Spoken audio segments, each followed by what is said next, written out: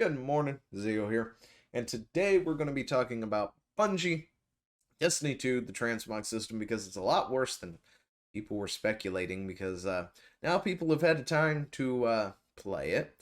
People have attempted to do a lot of things with it. People have actually taken the time to see how long it's taking for different things to happen and stuff, and yeah, it's a lot worse than it looked.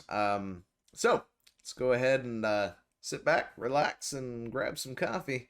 Let's get into it, shall we?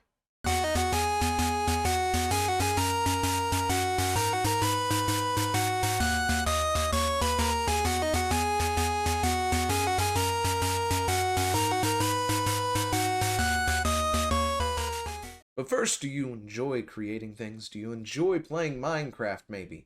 Uh, Anyway, you should come join us over on Elysium Z. You can find me and Chad there, along with some other players who have joined the community. And you can go ahead and join our survival server, where we have MCMMO, jobs, RPG races, a PvE arena at the moment. We're working on a PvP one, and a few other things.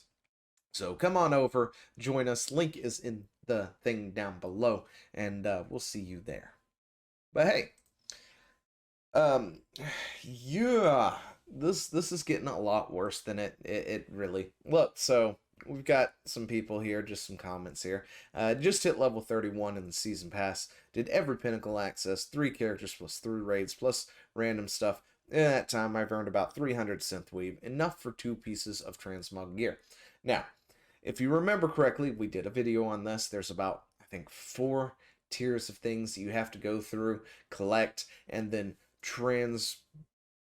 form into a thing in order to access transmogging for just 1 piece of gear. You're also limited to, I think, what was it, 10 pieces of gear in total for a certain amount of time, like a huge time gate on all that, which is ridiculous. Or you can go into the microtransaction shop, purchase it all with real money, and have no problem whatsoever, and can transmog anything and everything that you want for days. Right? That's those are your 2 options. Anyway, so this is what happened to get 2 pieces of transmog gear. What this person has had to do for 2 pieces of transmog gear.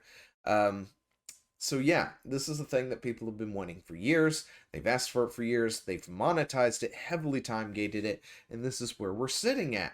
So we go through here, and we've got some other random things that I probably won't get into. But the synth rand isn't apparently based on kills. It's based on time, is what we have found out.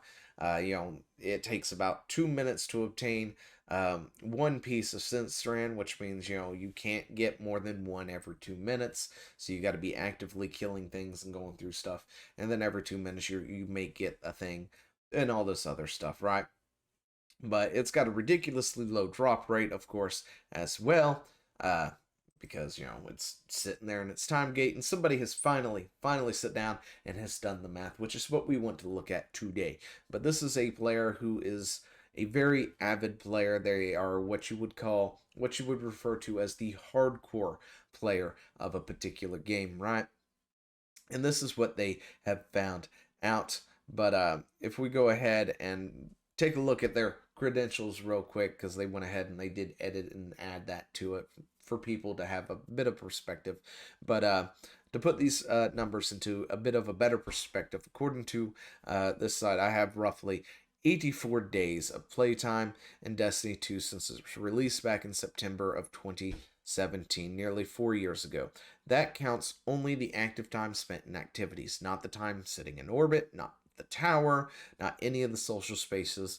I'm listed at the top 3 of playtime among all players who have signed into the game, so I'm definitely an abnormal no-lifer compared to most of the population of the game. This is my hobby.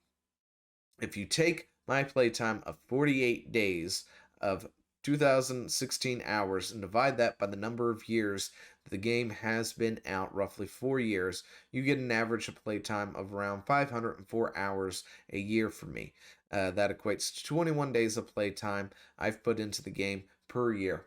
And that is just purely active gameplay, right? That's going to do the raids, do all the other stuff, things like that. That is not anytime sitting in the social areas, sitting there talking, hanging out, that sort of thing. So this is a very avid, hardcore player of Destiny, right? And, if you want to actually go look them up, you can. They are indeed in the top 3%. Anyway, it's been found that acquiring one synth strand every 2 minutes while in combat, that means you can't acquire another synth strand for a full 2 minutes after acquiring your last one. It doesn't matter how many kills you get, it is the time between those 2 minutes. That puts this total time to reach Transmog Cap on one character at 53 hours 20 minutes, or 6 days and 16 hours for 3 characters.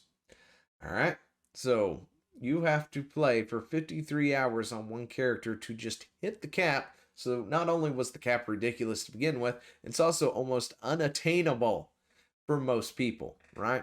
Anyway, so that is 6 days and 16 hours for 3 characters. If you've got 3 different things going, which a lot of people do, wow, that's a lot of time. You will be only playing Destiny to hit that cap, right? That's all it is. You're gonna have to just play Destiny. You can't go to work, can't do anything else. Just play Destiny for 6 days straight and 16 hours if you want to hit that cap. Okay, once again, this is the playtime. Most AAA single-player story-driven games take about 40 hours to make complete. You could beat a single-player game 4 times over before reaching Transmog Cap in comparison. Yes, you could. There are compromises to be reached between what they're trying to monetize and respecting our time investment. This isn't it. In fact, the real time here is even longer than what I listed when you consider how people actually play the game. I compared the time with the consideration that you're being completely optimal and doing nothing but efficient farming transmog tokens. And, that's not how people play. It really isn't. So this is a straight up hardcore, optimized run for these tokens and things, just making it happen. But anyway, the math. 150 synth strands needed for a bounty. 1 synth strand per 2 minutes. 300 minutes, 5 hours to require 1 bounty. Or to acquire 1 bounty. That is 5 hours of being in combat.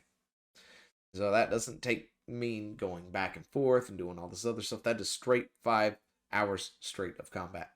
Most bounties you buy require 4 actively completions on an easy one.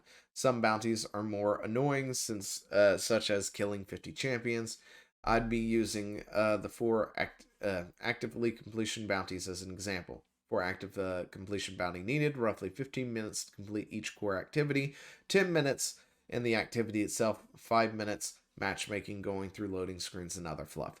1 hour total time to complete a bounty.